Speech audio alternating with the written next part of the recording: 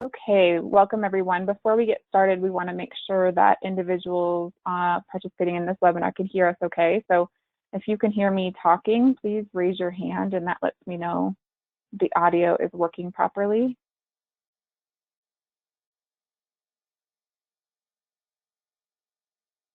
Awesome. So I'll ask you to lower your hands because we'll use that function when we ask for stakeholder feedback. So welcome and thank you for attending the State Board of Licensure for Architects, Professional Engineers, and Professional Land Surveyors stakeholder meeting via webinar today. The date is July 30th, 2021, and the time is 1:01 p.m. Before we get started, we would like to introduce the staff members from the Division of Professions and Occupations that are present.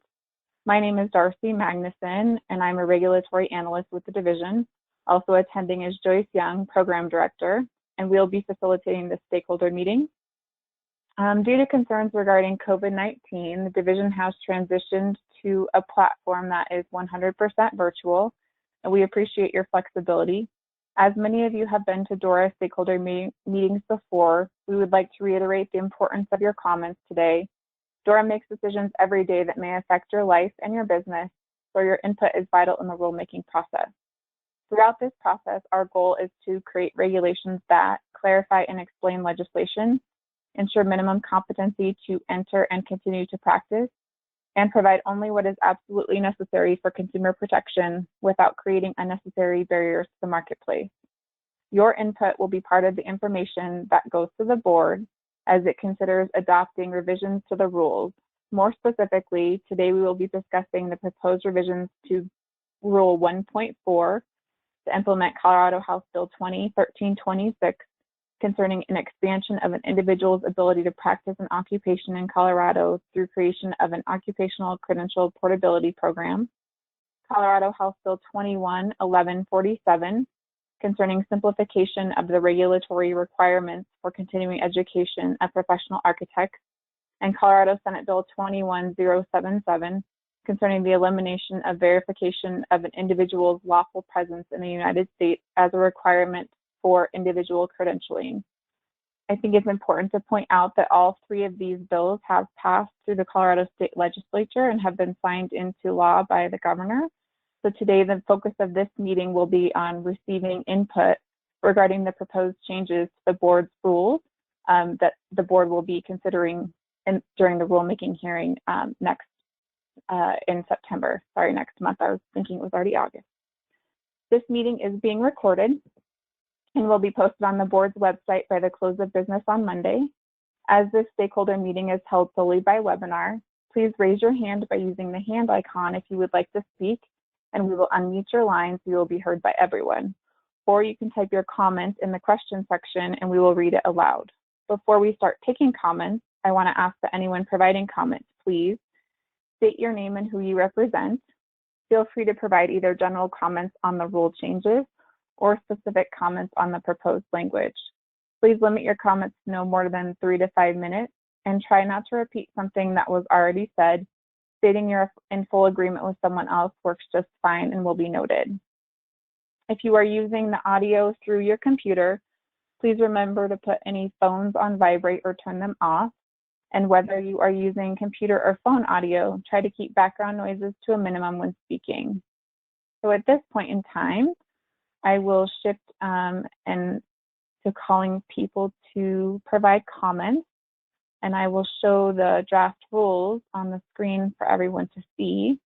It's helpful for me when I'm showing the rules, if you're going to provide specific comments on the rule, to direct me to the rule or the legislation so I can navigate to that section of the rules. So at this point, you should be able to see the draft rules, and we will start taking feedback from stakeholders.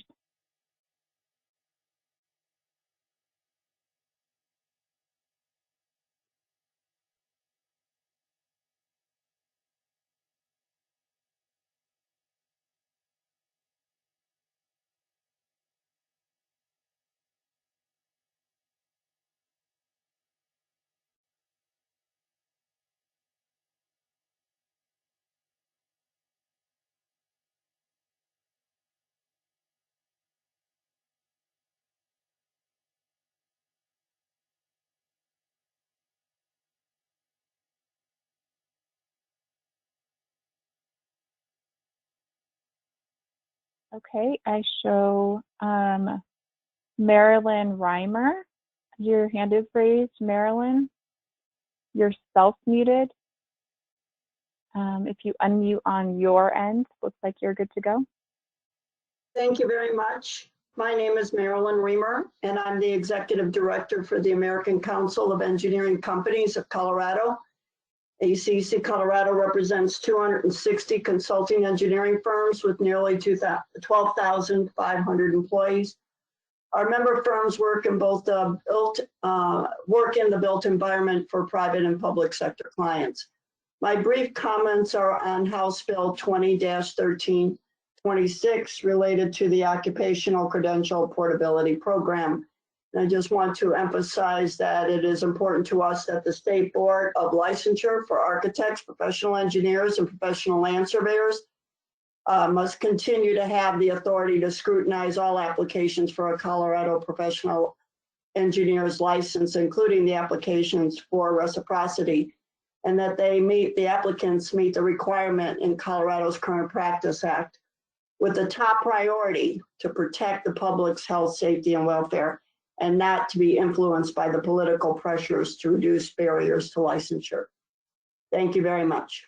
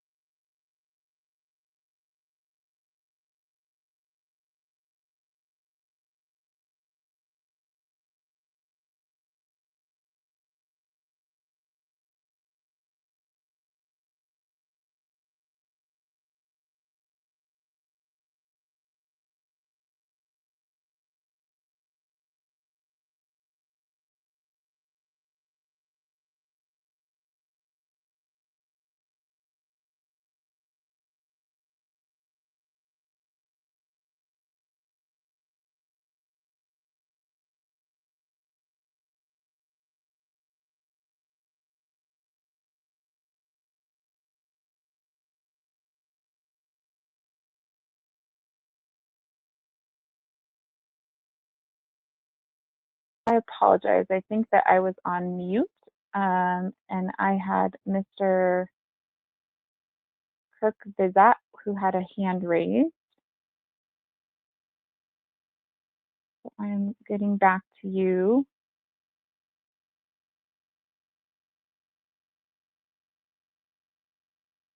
And we did, Ms. Reimer, we did hear your comments. I saw your written comment. Okay. Mr. Kirk Visat, I saw your hand was raised. You are self-muted, and you looks like you're clear to speak on both ends.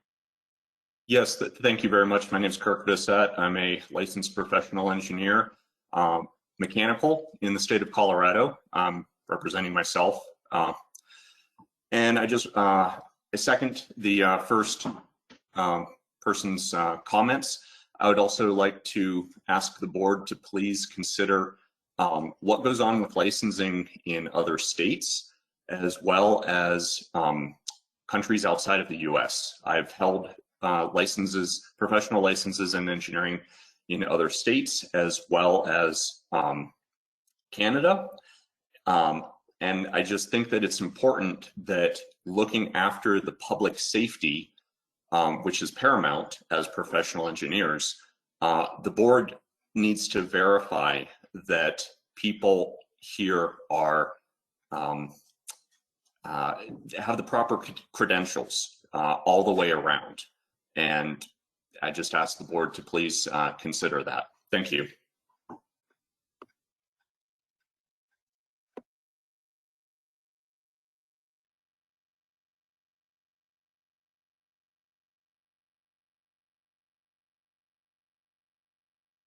Thank you. And I believe you're talking about Senate Bill 21077. Is that the correct bill that you're referring to of the three? Yes, that is correct. Okay. And so just for clarification, that law does not change any of the experience, education, or other requirements for licensure in Colorado. And I can shift on the screen to where the proposed changes are with respect to that legislative implementation so that people can see what rule changes the board will be considering at its rulemaking hearing in September to implement that legislation, if that's helpful. So this right here, this subsection K, these are the proposed changes to the rules to implement Senate Bill 21077.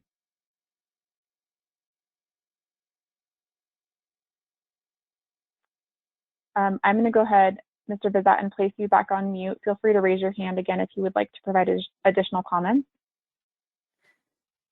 This is Joyce Young, Program Director, Board Staff, who is also on the line. I did also want to note that Mr. Visat also said that he was kind of piggybacking on what Marilyn Reimer had noted as well, which is on page 4. I don't know if you need to go back yet or not, Darcy, but that was changes to implement House Bill 20-1326 to capture the inclusion of the Occupational Credential Portability Program within the statute. And that is that edit, you will notice that the edit to the board rules regarding that portability program is captured, already captured sufficiently within the board statutes and rules. And that's why you're not seeing a lot of edits to that. It is really just referencing that that initiative, but based on the work that is done through reciprocity with NCARB and NCEES, the board already makes the efforts required within the Occupational Credential Portability Program and maintains its ability to review the appropriate applications that are impacted. So again, within that House bill, there were no changes to the requirements regarding the review of those applications because this board already complies with that. Thank you, Joyce.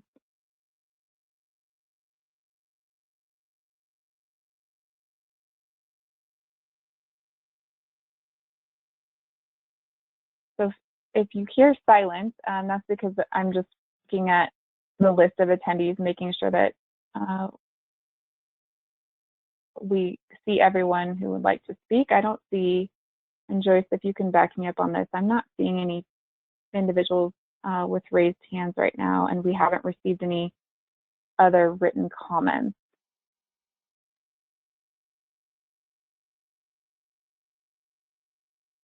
Okay, I have a raised, I do see that one person just raised a hand. So Ben Railsback, Mr. Railsback, we should be able to hear you.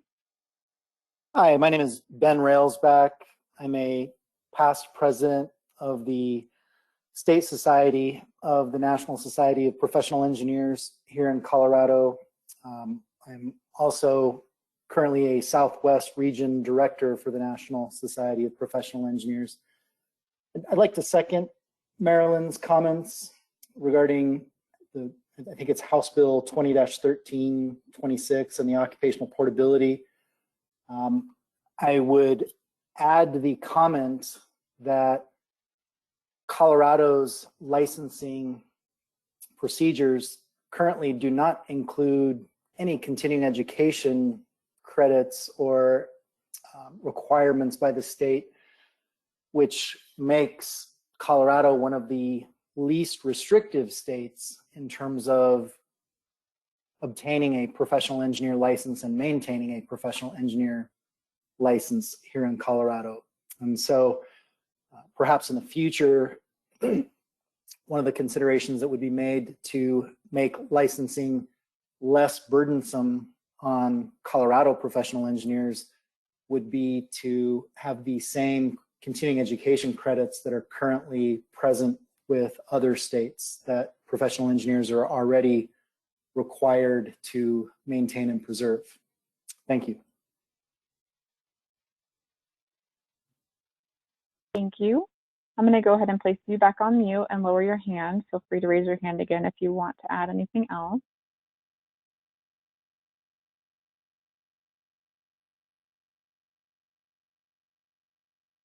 We currently do not have any other people who have indicated a desire to provide feedback, either written comments or oral comments by raising your hand. So we will continue to monitor that and give you a few more minutes in case people are typing. So we'll give you until 1:20, and then we can go ahead and wrap up the meeting if we don't have any other comments from stakeholders. In the meantime, I just wanted to let everyone know who is participating today that information about rulemaking and stakeholder meetings regarding your particular board that you are licensed under is always found on the board's website under public notices. And so you'll see all of the information for today's meeting. We will post all of the information for the rulemaking hearing there. You can also find it on the board's calendar. And then we email all of the information out to licensees and other interested stakeholders. You can always provide written comments that you can send to the email address, which we list on all of the notices for rulemaking stakeholder meetings and rulemaking hearings. And that email address is dora_dpo_rulemaking@state.co.us. All of those comments are provided to the board in advance of the rulemaking hearings or when the board is considering to go into rulemaking or not. So the board has an opportunity to review the stakeholder feedback. Same with the recordings from stakeholder meetings. All of that information is given to the board in advance of the rulemaking hearing.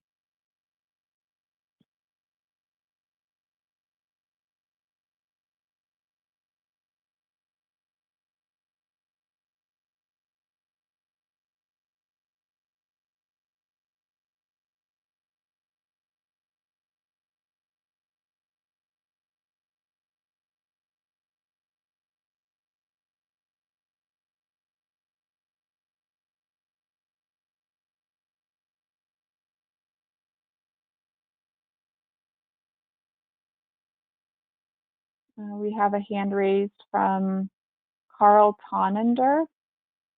Mr. Tonnender, you are good to go. We should be able to hear you. Okay, thank you. I actually have more of a question than a comment, I suppose, so you may not be able to address it in here. But the comment was made earlier that I should note, Carl Tonnender, I'm a Colorado registrant as a PE. The comment was made earlier that the insertion of the language that's on screen right now, the words, the Occupational Credential Portability Program, as relates to House Bill 2013-26, the rest of the language around that isn't being modified because that language already essentially permitted the board to bring in people through comity or endorsement in a pretty standard process. The language in 2013-26 appears to reduce the flexibility of the board to review and evaluate individual elements of those applications. And I was wondering if there was some clarification on that that could be provided. Basically, there's statements that the board can still consider elements beyond simply being licensed in another jurisdiction, whereas the act appears to be limiting what the board can provide. Thank you. I have the bill. If you want to direct me to where, I think that might be helpful. In the bill, if you have the section or the page, I'm not sure if you have it handy, but we could always go there, navigate there. Yes, ma'am. Let's see if I'm looking at it on screen. I think I'm on PDF page 3 of the bill, and section, and I can't tell you what the predecessor would be, but paren B, Roman numeral 1, about the middle of that page. Page starts with reinstatement of fees. There we are, except as specified. Yes. Person duly licensed, certified, registered, enrolled in good standing in another state or territory upon application of the division entitled to the issuance of the applicable license, certification, registration. So it seems to set one criteria, that being that you're licensed in another jurisdiction, rather than the particulars of what might otherwise be required in Colorado. Say, for example, a national exam or a particular degree. So I'm wondering on clarification there, does the board, is the statement that the board still has the ability to approve or deny based on those individual criteria, or simply because someone is coming in with a good standing license, because of this law, they are required to issue a Colorado license? So I think the key here is the next paragraph. And so as you can see here, this feeds into, so this subsection capital A falls under Roman numeral 1. And what's important here is that applicant has to prove substantially equivalent experience or credentials as required by Title 12. And this is where the board's input is important, because the board then has to promulgate rules regarding substantially equivalent experience. And so that's where the rules come into play, and the rules, as Joyce indicated, are already in compliance with this statute. So I hope that answers your question, because the substantially equivalent experience or credentials is really the important part there. That does, thank you.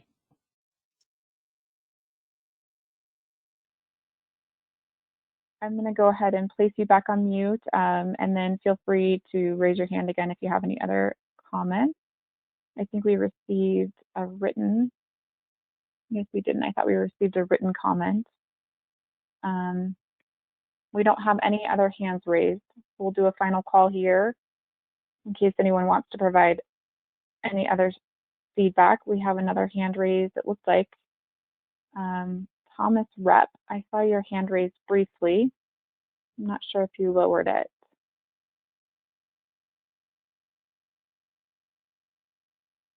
Okay, we have a written comment from Riley Drapeau. Sorry if I mispronounced your name. Hi, I'm Riley Drapeau, construction engineer and representing myself. My question or note about licensure by endorsement from a foreign country. Are there any steps or specific applications for engineers, EIT, applying under special circumstances such as refugees or asylees with full identity change to establish and transfer their records without compromising an individual's identity?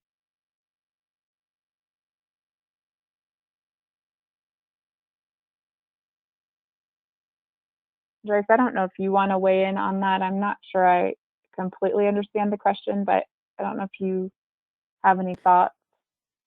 I don't have any comment on that at this time.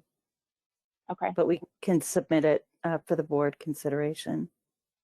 Okay, thank you. Or just get back to him. Okay. And then I saw Mr. Rep, Thomas Rep, I saw your hand was raised again, but then it looked like it was lowered.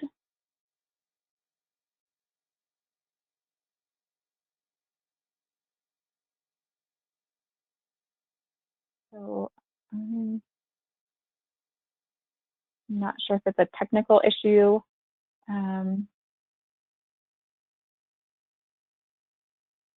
Okay, you do have your hand raised. I will navigate to your name on the screen. I apologize.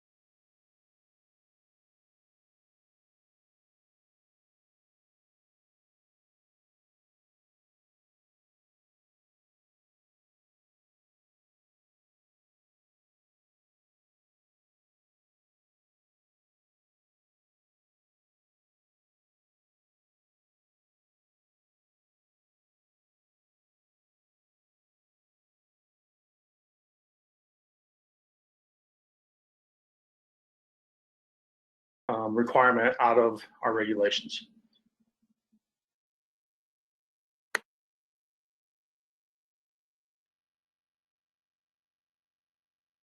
Did you want to weigh in on that, Joyce? I'm not sure of your violations and if you have anything by fraudulent means if someone applies as one of your violations. Yeah, absolutely. I mean, the fraud or misrepresentation when attempting to obtain a license, which includes the renewal process, is a violation of our statutes. So it is determined that this change in the statute does not limit the board's ability to discipline a licensee up to and including revocation. And I think that's overall the extent of what I can comment about that.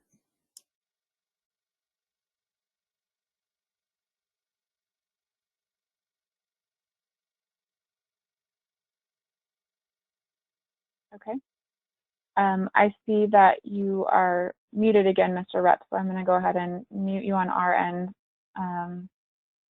So if there's anything else, please let me know. And I just wanted to reiterate what we said earlier. So with respect to Senate Bill 21077, the law has already passed. And so at this point in time, the board has a pretty limited role with respect to rulemaking, and that is whether to adopt the proposed changes to subsection K that's showing on the screen. So do a quick check to see if we have any additional, if we have anyone else who wants to provide input.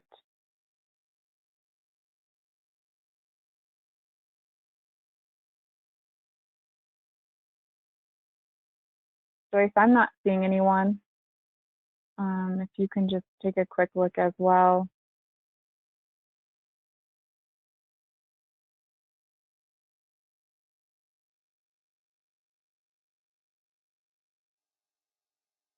I do not see anyone either, Darcy.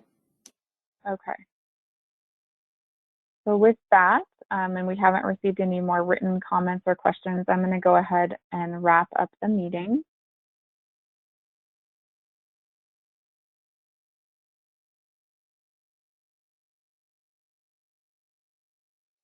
So thank you for your participation in today's meeting.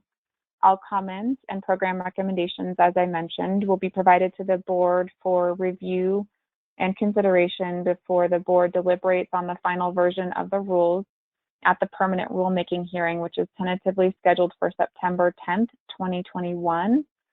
Please remember you're always welcome to provide written comments, and stakeholders will be given one final opportunity at the rulemaking hearing on September 10th to provide testimony before the board.